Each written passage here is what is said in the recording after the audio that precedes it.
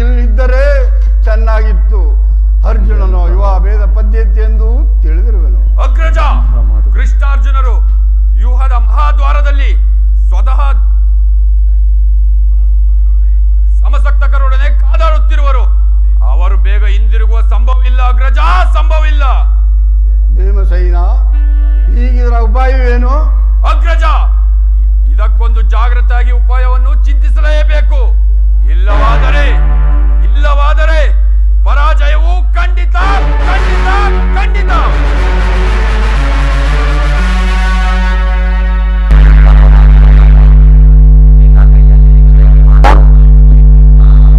ನನ್ನ ಪೂಜೆ ತಂದೆಯ ಕಪಿಧ್ವಜ ಯುದ್ಧ ಭೂಮಿಯಲ್ಲಿ ಹಾರಾಡುತ್ತಿರುವಾಗ ಪಾಂಡವರಿಗೆ ಅಪಜಯವೇ. ಈಗ ನಮಗೆ ಬಂದಿರುವಂತಹ ಆಪತ್ತೇನು? ಅಭಿಮನ್ಯು, ದ್ರೋಣ ಚಕ್ರವನ್ನು ಭೇದಿಸುವ ಶಕ್ತಿ ನಮ್ಮಲ್ಲಿಲ್ಲ. ಯುವದಿಂದ ರಕ್ಷಣಾದ ಕೌರವ ಏದರ ಬಾಣ ಪರಂಪರೆಗಳಿಂದ ನಮ್ಮ ಸೈನ್ಯವು ದಿನ ಹತವಾಗುತ್ತಿರುವವು. ಇದಕ್ಕೋಸ್ಕರ ಇಷ್ಟೊಂದು ಚಿಂತೆಯ ಜ್ಯೇಷ್ಠ ಪಿತಾ?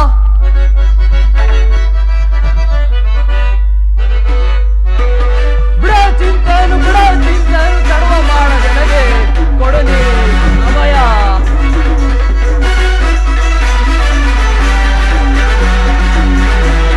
ಬಿಡ ಚಿಂತೆಯನ್ನು ತಡವ ಮಾಡದೆ ನನಗೆ ಕೊಡು ನೀ ಅಭಯ. ಬಿಡಿದು ದ್ರೋಣನ ವ್ಯೂಹ ಬೇಯಿಸಿ ಕಡಿದು ವೈರಿಗಳ ಶಿರಗಳನ್ನೆಲ್ಲ. ಬಿಡಿದು ದ್ರೋಣನ ವ್ಯೂಹ ಬೇಯಿಸಿ ಕಡಿದು ವೈರಿಗಳ ಶಿರಗಳನ್ನೆಲ್ಲ. ಕಣದೊಳಗೆ ಕೆಣಕಿದರೆ ಕರುಳುಗಳ ಬಗೆದಿಡುವೆ. ಕಣದೊಳಗೆ ಕೆಣಕಿದರೆ ಕರುಳುಗಳ ಬಗೆದಿಡುವೆ. ಬಿಡ ಚಿಂತೆಯನ್ನು ತಡವ ಮಾಡದೆ ನನಗೆ ಕೊಡು ನೀ ಅಭಯ. ತಂದೆ ಪಾರ್ಥನ ದಯೊಂದಿರಲಿ, ಎಂದು ರೇಸನೆ ತಾನೇ ಬರಲಿ.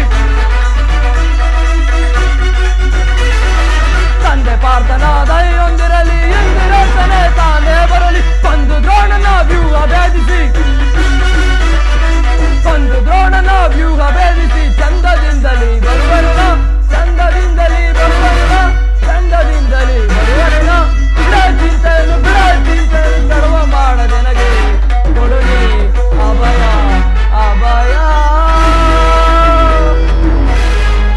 ದೊಡ್ಡಪ್ಪ, ನಾನು ಆ ಚಕ್ರವ್ಯೂಹವನ್ನು ಭೇದಿಸುವೆನು.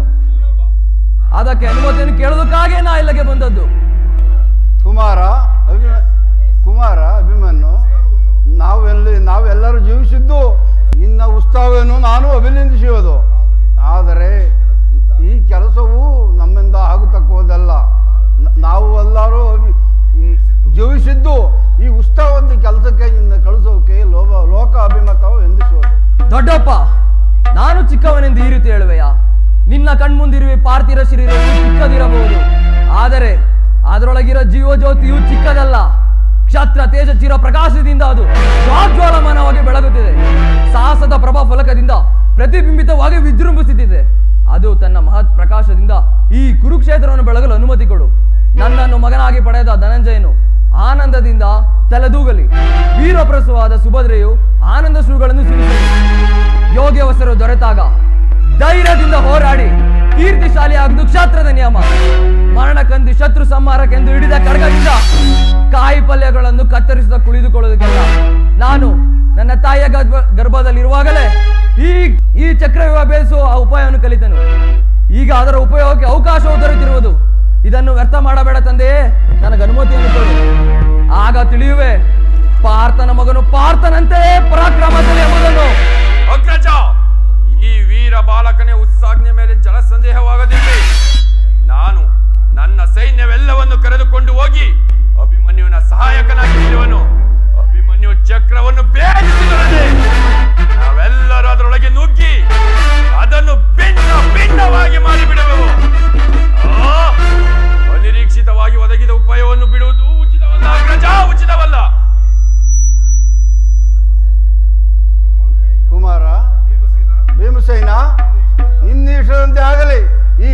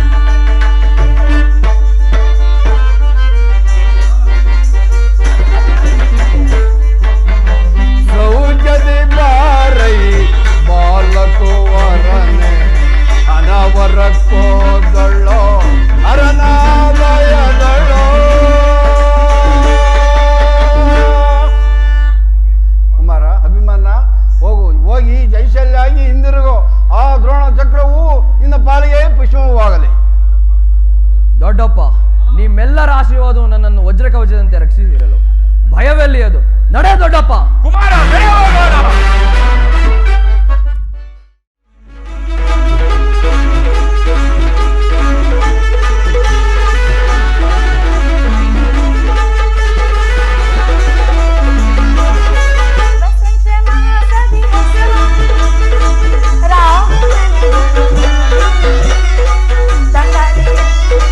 ಸಂಗೀತ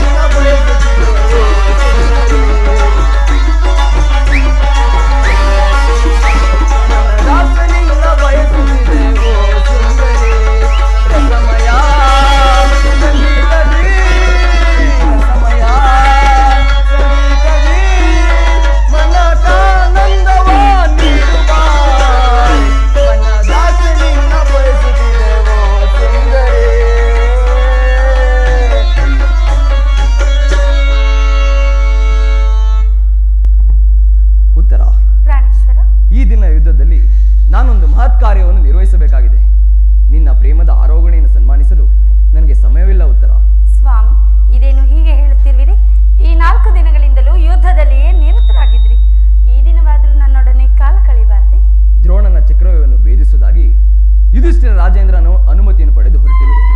ನನ್ನನ್ನು ತಡೆಯಬೇಡ ಪ್ರೇಯಸಿ, ನಗುಮುಖದೊಂದಿಗೆ ಕಳುಹಿಸಿಕೊಡು. ಸ್ವಾಮಿ, ನೀವು ಯುದ್ಧಕ್ಕೆ ಹೋಗಲೇಬೇಕಾದರೆ ನನ್ನನ್ನು ಕೂಡ ಸಂಗಡ ಕರೆದುಕೊಂಡು ಹೋಗಿ. ಅಂದು ಮಾವನವರು ಬಲರಾಮರೊಡನೆ ಯುದ್ಧ ಮಾಡುವಾಗ ಅತ್ತೆಯವರು ಸಹಾಯ ಮಾಡಿದರಂತೆ. ಈಗ ನಾನು ಕೂಡ ನಿಮಗೆ ಸಹಾಯಕರಾಗುವನೆ. ಆ ದಿನ ತಾಯಿಯು ಉಪಾಯವಿಲ್ಲದೆ ಅಸ್ತ್ರಧಾರಣ ಮಾಡಬೇಕಾಯಿತು. ಆದರೆ ಯುದ್ಧ ರಂಗವು ಸ್ತ್ರೀಯರಿಗೆ ಉಚಿತವಾದ ಸ್ಥಾನವಲ್ಲ ಪ್ರೇಯಸಿ. ಸ್ವಾಮಿ, ಇದೇನಿದು? ಯುದ್ಧಕ್ಕಾಗಿ ಹೊಸ ಬಿಲ್ಲನ್ನು ತಂದಂತಿದೆ.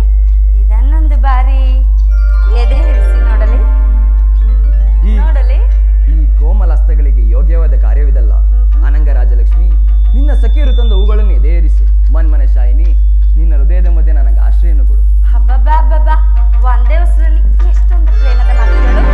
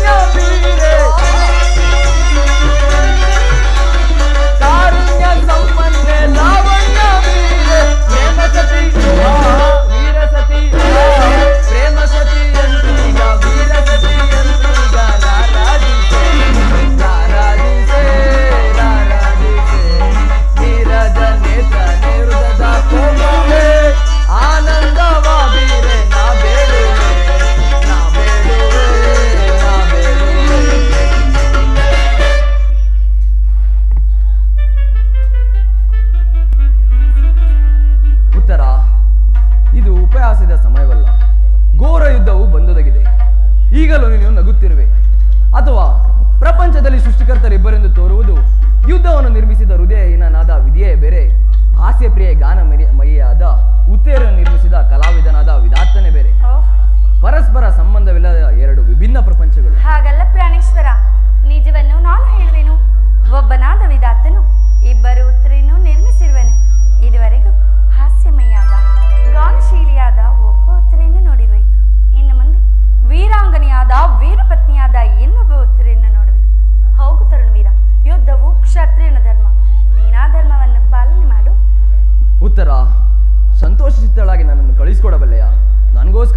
ದುಃಖಿಸಿದಲ್ಲವೇ? ದುಃಖಿಸುವುದಿಲ್ಲ ಪ್ರಭು. ಅಥವಾ ಪ್ರಚನ್ನ ದಾನದಂತೆ ಮನಸ್ಸಿನಲ್ಲಿಯೇ ದುಃಖವನ್ನು ಮುಚ್ಚಿಕೊಂಡು ಮುಖದಲ್ಲಿ ಹರ್ಷವನ್ನು ಸೂಚಿಸುತ್ತಾ ಪತಿಯನ್ನು ಬೀಳ್ಕೊಳ್ಳಲಾಗದ ಪತ್ನಿಯು ವೀರಾಂಗನೆ ಎನಿಸಿಕೊಳ್ಳುವಳೆ ಸ್ವಾಮಿ. ಹೋಗು ತರುಣವೀರ, ಯುದ್ಧದಲ್ಲಿ ನೀನು ನಿರತನಾಗು. ಉತ್ತರೆಯು ತನ್ನ ಭಾಗದ ಕರ್ತವ್ಯವನ್ನು ಸಾಹಸವದನೆಯಾಗಿ ನಿರ್ವಹಿಸುವಳು ಸ್ವಾಮಿ. ನಾನು ನೋಡುವುದೇನನ್ನು ಈಶ್ವರ? ಸ್ವರ್ಣದ ಪುತ್ತಲೆಯಲ್ಲಿ ಶಿರೀಷದ ಮಾರ್ಧವ, ಸಂಪಿಗೆ ಗಂಧದಲ್ಲಿ ಮಲ್ಲಿಗೆಯ ಮಾಧುರ್ಯ, ಇಹ ಸಂಸಾರದ ದುಃಖದ ಮಧ್ಯ ಸ್ವರ್ಗದ ಆನಂದ ಕೇಳಿ ನಾ ಧನ್ಯ ಉತ್ತರ. ಆರ್ಯ ವೃತ್ತದಲ್ಲಿ ನೀನು ನಾರೀ ರತ್ನಳು. ನೀನು ಕ್ಷತ್ರಿಯ ರತ್ನ ಸ್ವಾಮಿ. ಯುದ್ಧವು ನಿಮ್ಮ ಕೀರ್ತಿ, ಗೌರವ, ಸಂಪತ್ತು ಪ್ರಿಯ. ಆದರೆ ನಿನಗ್ಯಾವ ಗೌರವವೂ ಇಲ್ಲವೇ? ಈ ದಿನ ಎಷ್ಟು ಜನ ವೀರ ಮಾತೆಯರು, ವೀರ ಪತ್ನಿಯರು ಹೃದಯದ ದುಃಖ ವೇಗವನ್ನು ಅಡಗಿಸಿಟ್ಟುಕೊಂಡು ಕಣ್ಣೀರನ್ನು ಭೂಮಿಗೆ ಉದುರಿಸದೆ ಸಾಹಸಮುಖಿಯರಾಗಿ ಪತಿಪುತ್ರರನ್ನು ಬೀಳ್ಕೊಂಡಿರುವವರು, ಅವರಿಗೆ ಯಾವ ಗೌರವವೂ ಇಲ್ಲವೇ? ಇರುವುದು ಸ್ವಾಮಿ. ರಣಾಂಗಣದಲ್ಲಿ ಸ್ವಾಮಿಯು ಕಾದಾಡಿ ಮಾಡಿದಾಗ ಆತನ ಗೌರವದಿಂದ ದರ್ಪಿತಳಾಗದ ಮಡದಿಯಾರು. ಶತ್ರು ಮಧ್ಯದಲ್ಲಿ ಪುತ್ರನ ಸಾಹಸ ವರ್ಣನೆಯನ್ನು ಕೇಳಿ ಆನಂದ ಬಾಷ್ಪ ಸುರಿಸಿದ ಮಾತೆಯಾರು. ಪುರುಷನ ಗೌರವವೇ ನಾರಿಯ ಗೌರವ, ಅದೇ ಜೀವನದ ಸರ್ವಸ್ವ ಪ್ರಿಯ. ಹಾಗಾದರೆ ಈ ಕುರುಕ್ಷೇತ್ರ ಮಹಾಯುದ್ಧದಲ್ಲಿ ನಾನೇನಾದರೂ ಪ್ರಾಣತ್ಯಾಗ ಮಾಡಿ ನನಗೋಸ್ಕರ ಅಳುವುದಿಲ್ಲ ಎಂದು ಹೇಳು ಪ್ರೇಸಿ. ಅಳುವುದಿಲ್ಲ ಸ್ವಾಮಿ. ನಿಮ್ಮ ಆಜ್ಞೆಗೆ ಮೀರಿ ನನ್ನ ಕಣ್ಣರಿ ಒಂದು ತೊಟ್ಟು ಕಂಬನಿ ಈ ಭೂಮಿಗಿಡಿದರೆ ಕೈಯಾರೆ ನನ್ನ ಕಣ್ಣುಗಳನ್ನು ಕಿತ್ತು ನಿಮ್ಮ ಚರಣದಲ್ಲಿ ಅರ್ಪಿಸಿದರು. ಉತ್ತರೆಯು ವೀರಸತಿ, ಪತಿ ಆಜ್ಞೆಯು ಆಕೆಗೆ ದೇವರ ಆಜ್ಞೆಯಂತೆ. ನಾನು ಆಜ್ಞೆಯನ್ನು ಪಾಲನೆ ಮಾಡುವೆ ದೇವಾ. ಉತ್ತರ ಸುಖ ಸವಿ ಪ್ರೇಮ ಬನದ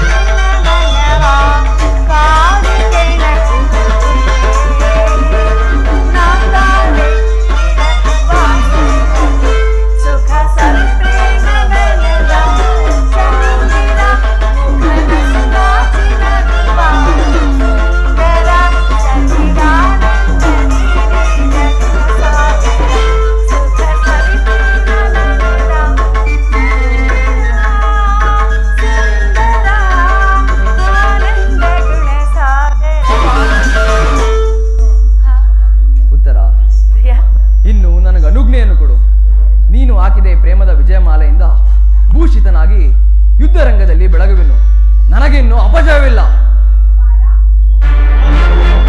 ಕುರುಕ್ಷೇತ್ರದ ಧರ್ಮ ಯುದ್ಧದಲ್ಲಿ ನಿನ್ನಂತಹ ಕ್ಷತ್ರಿಯ ವೀರನಿಗೆ ಕಾಲದಲ್ಲೂ ಅಪಜಯವಿಲ್ಲವೋ ಕಂದ? ತಾಯಿ, ನಿನ್ನ ಆಶೀರ್ವಾದವು ನನ್ನನ್ನು ಸರ್ವದಾ ರಕ್ಷಿಸಲಿ. ನನಗೆ ಯುದ್ಧಕ್ಕೆ ಅನುಮತಿಯನ್ನು ಕೊಡು. ಈ ದಿನ ದ್ರೋಣರ ಚಕ್ರ ವ್ಯೂಹವನ್ನು ಭೇದಿಸುತ್ತಾಗಿ ಪ್ರತಿಜ್ಞೆಯಂತೆ ಮಾಡಿರಂತೆ ನಿಜವೇ ಕುಮಾರ? ಹೌದು ತಾಯಿ, ಈ ದಿನ ಸುಭದ್ರೆಯು ವೀರ ಮಾತೆ ಎಂಬುದು ಜಗತ್ತಿಗೆ ತಿಳಿಸುವೆನು. ಆಹಾ, ಇಂದಿನ ನನ್ನ ಅಸಮ ಸಾಹಸದಿಂದ ಆಚಾರ್ಯ ದ್ರೋಣನು ಸ್ಥಪಿತನಾಗುವನು. ನನ್ನನ್ನು ಅರಸು ತಾಯಿ. ಪಾಂಡನಂದರರ ಆಶೀರ್ವಾದ, ಶ್ರೀಕೃಷ್ಣ ಪರಮಾತ್ಮ ಮಹಿಮೆ, ಈ ಉತ್ತರೆಯ ಸೌಭಾಗ್ಯ ನಿನ್ನನ್ನು ಎಡೆಬಿಡದೆ ರಕ್ಷಿಸಲಿ ಕಂದ. ತಾಯಿ, ಅನುಗ್ರಹಿತನಾದೆನು. ನಿನ್ನ ಈ ಆಶೀರ್ವಾದದ ಮಹಿಮೆಯಿಂದ ದ್ರೋಣನ ಚಕ್ರವ್ಯೂಹವನ್ನು ಆಟದ ಮಣ್ಣಿನ ಕೋಟೆಯಂತೆ ಭೇದಿಸುವೆನು. ಉತ್ತರ, ಸ್ವಾಮಿ, ನಗುತ್ತಾ ನನ್ನನ್ನು ಕಳುಹಿಸಿಕೊಡು. ತಾಯಿ, ನೋವೇನೆಂಬುದು ತಿಳಿಯದ ನನ್ನ ಮುದ್ದು ಮಲ್ಲಿಗೆಯನ್ನು ನಿನ್ನ ಕೈಯಲ್ಲಿಡುವೆನು. ಈ ದಿನ ಯುದ್ಧದಲ್ಲಿ ನಾನೇನಾದರೂ ಒಂದು ವೇಳೆ ಪ್ರಾಣೇಶ್ವರ, ಅಭದ್ರವೆಂದು ನಡೆಯಬೇಡ ಕುಮಾರ. ರಣರಂಗವು ತಾಯಿ ಮಡಿಲಿನಂತೆ, ಶಸ್ತ್ರಾಸ್ತ್ರಗಳು ಒಡಹುಟ್ಟಿದ ಸಹೋದರರಂತೆ, ವಿಜಯವು ನೆಚ್ಚಿನ ನೆಂಟನಂತೆ. ಕೀರ್ತಿಶಾಲಿಯಾಗಿ ಬಾ ಮಗನೇ. ತಾಯಿ, ನಾನಿನ್ನು ಹೋಗಿ ಬರಲೆ? ಹೋಗಿ ಬಾ ಕಂದ. ಉತ್ತರ, ನಾನಿನ್ನು ಹೋಗಿ ಬರಲೆ?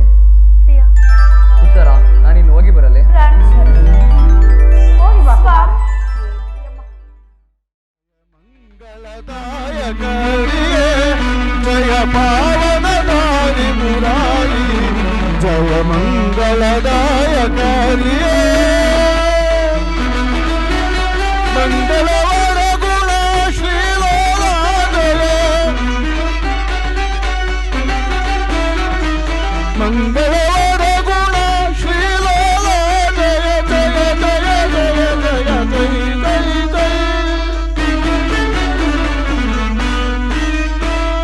ಜಯ ಜಯ ಜಯ ಜಯ ಜಯ ಜಯ जय मंगलदायकारिये जय